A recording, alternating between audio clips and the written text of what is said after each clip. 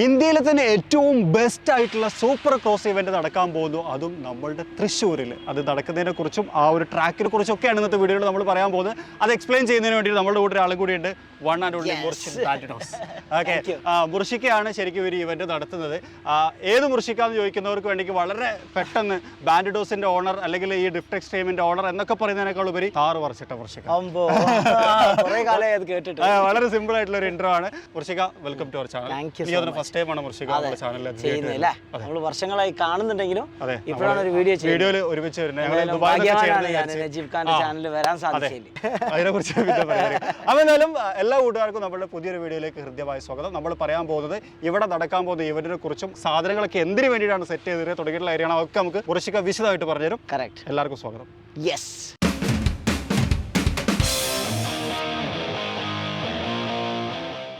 അപ്പോൾ ശരിക്കും ഒരു ഇവന്റിന്റെ പേര് DirtXtreme എന്നാണ്.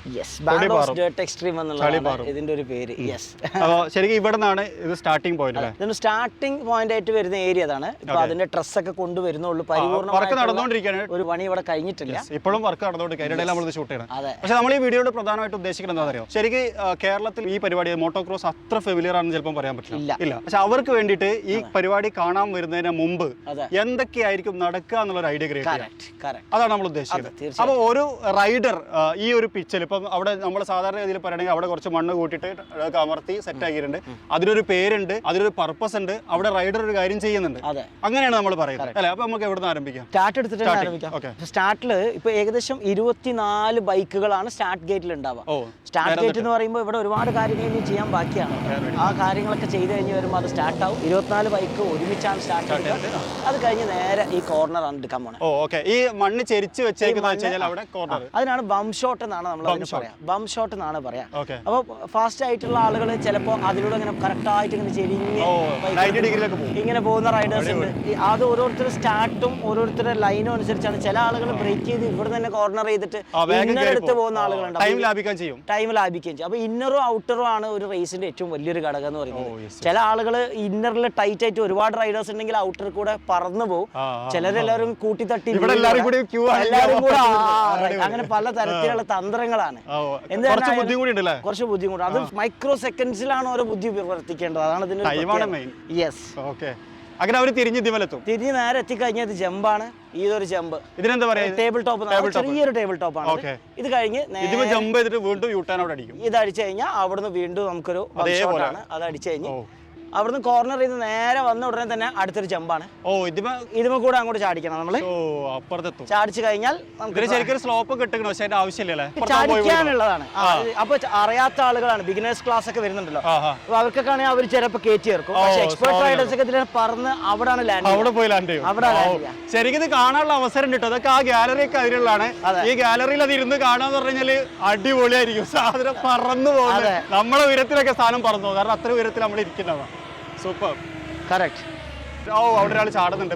ഇത് നമ്മള് ബാൻഡിഡോസിന്റെ റൈഡറാണ് മഹേഷ്. ഇപ്പൊ നമ്മുടെ ട്രാക്കിന് വർക്ക് നടന്നുകൊണ്ടിരിക്കുകയാണല്ലോ.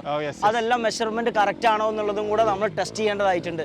ഇനി നമ്മൾ ടെസ്റ്റ് ചെയ്തിട്ട് അതൊക്കെ പ്രോപ്പർ ആണോ, ചിലപ്പോൾ ഇഞ്ചുറി കൂടുതൽ വരേണ്ട സാഹചര്യങ്ങൾ ഉണ്ടോ എന്നുള്ളതൊക്കെ ചെക്ക് ചെയ്തതിനനുസരിച്ചിട്ട് വേണം ചില മാറ്റങ്ങൾ വരുത്തേണ്ടതായിട്ടുണ്ടെങ്കിൽ മാറ്റങ്ങൾ വരുത്തേണ്ടത്. Safety first. പിന്നെ ഉള്ളതൊക്കെ ഇതേപോലത്തെ ചാടുകൾ. പിന്നെ ഒരു വ്യത്യാസമുള്ള ഇതാണ് ഹൂപ്സ് എന്നാണ് ഇതിന് പറയാം. ഹൂപ്സ്. ഓക്കെ. അപ്പൊ അതില് അതൊന്നല്ല കേട്ടോ, അത് സാമ്പിൾ മാത്രം. ഇതൊരു സാമ്പിൾ മാത്രമാണ്. ഈ റൈഡർ ശരിക്കും പറഞ്ഞ ദുബായിൽ നിന്ന് രാവിലെ എത്തിയതാണ്. നമ്മളെ റൈഡറാണ്. അടിപൊളി. ദുബായിൽ ട്രാക്കിൽ പോയത്.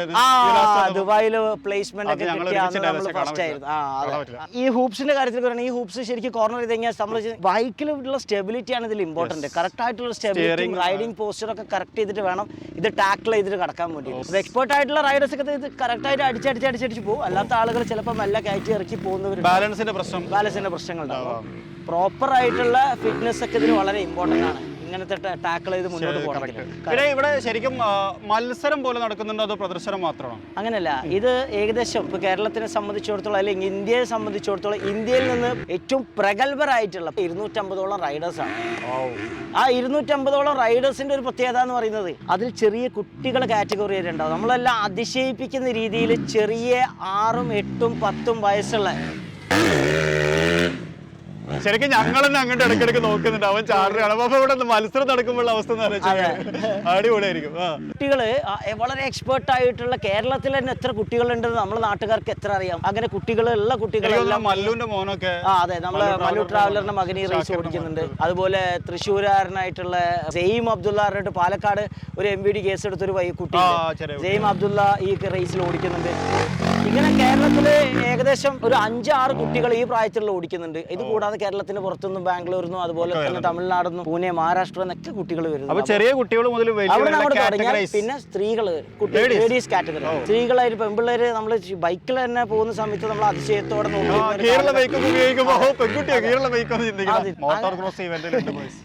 അങ്ങനെയുള്ള നമ്മുടെ നാട്ടുകാരുടെ മുന്നിൽ ഈ ട്രാക്കിലൂടെ പറന്നു പോകുന്ന പെൺകുട്ടികളെ നിങ്ങൾക്ക് കാണാൻ സാധിക്കും. അത് ഏവരെ അതിശയപ്പെടുത്തുന്ന ഒരു കാഴ്ചയാണ്. കേരളത്തിൽ അങ്ങനെ ഒരുപാട് കുട്ടികളുണ്ട്. നമ്മളെ തമിഴ്നാട്ടിലാണെങ്കിലും കർണാടകയിലും ഇന്ത്യയിൽ തന്നെ ഒരുപാട് പെൺകുട്ടികളുണ്ട്.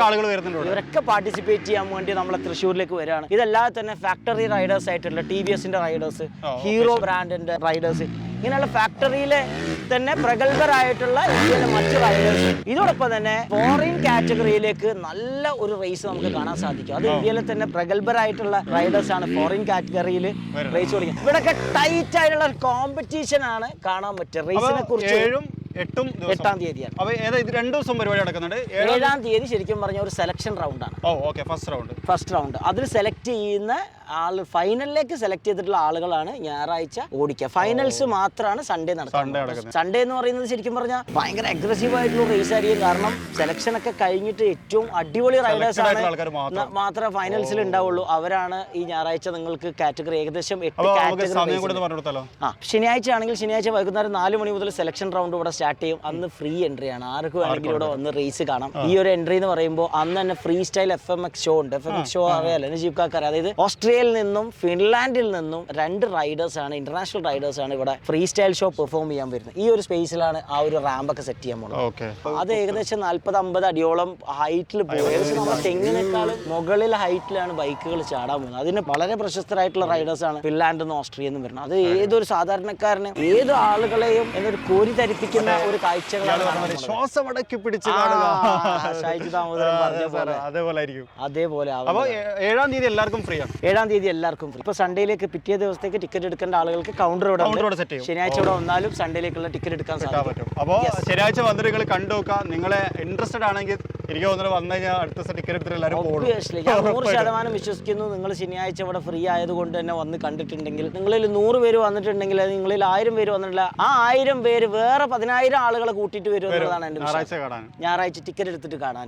അത്രയും ഭയങ്കര ഒരു അടിപൊളി സ്പോട്ടാണ് ഈ ഒരു റേസിംഗ് എന്ന് പറയുന്നത്. നമ്മൾ പലപ്പോഴും ഈ റോഡിൽ കാണിക്കുന്ന അഭ്യാസങ്ങളൊന്നല്ല. ഇത് വളരെ ക്ലോസ്ഡ് ആയിട്ടുള്ള ഒരു എൻവയോൺമെന്റിൽ ഇന്റർനാഷണലി എല്ലാ മാനദണ്ഡങ്ങളും പാലിച്ചുകൊണ്ട് നടക്കുന്ന ഒരു റേസ്. വേറെ എവിടെയും കാണാനും പറ്റില്ല. അപ്പോൾ എന്തായാലും ഞാൻ ഭയങ്കര എക്സൈറ്റഡ് ആണ്. ശരിക്കും പറഞ്ഞു കഴിഞ്ഞാൽ എനിക്ക് തോന്നുന്നു എന്റെ ലൈഫിലെ ഫസ്റ്റ് മോട്ടോക്രോസ് ഇവന്റ് ആയിരിക്കും കേരളത്തിൽ വെച്ച് ഞാൻ അറ്റൻഡ് ചെയ്യാൻ പോകുന്നത്. അപ്പോൾ അതുകൊണ്ട് ഞാൻ ഭയങ്കര എക്സൈറ്റഡ് ആണ്. നിങ്ങൾ എക്സൈറ്റഡ് ആവും എന്നാണ് ഞാൻ പ്രതീക്ഷിക്കുന്നത്. അപ്പോൾ ശനിയാഴ്ചയും ഞായറാഴ്ചയും കാണാം. ഞങ്ങൾ എല്ലാവരും ഇവിടെ ഉണ്ടായിരിക്കും. എനിക്ക് തോന്നുന്നു എല്ലാ യൂട്യൂബേഴ്സും ഓട്ടോമൊബൈൽ മേഖലയുള്ളവരൊക്കെ അന്ന് ഇവിടെ ഉണ്ടായിരിക്കും. കാരണം അത്രയും വലിയൊരു ഇവന്റ് ആണ്. അപ്പോൾ കാണാൻ മറക്കരുത്. അതിന്റെ വിശേഷങ്ങളൊക്കെ നമുക്ക് പിന്നെ പങ്കുവെക്കാം. ഇതൊരു സാമ്പിൾ മാത്രമാണ്. അപ്പോൾ താങ്ക് യു വൃഷിക. അപ്പോൾ എല്ലാവരും 8-ാം തീയതി കാണാം. Thank you guys. Hope to see you guys on 8th.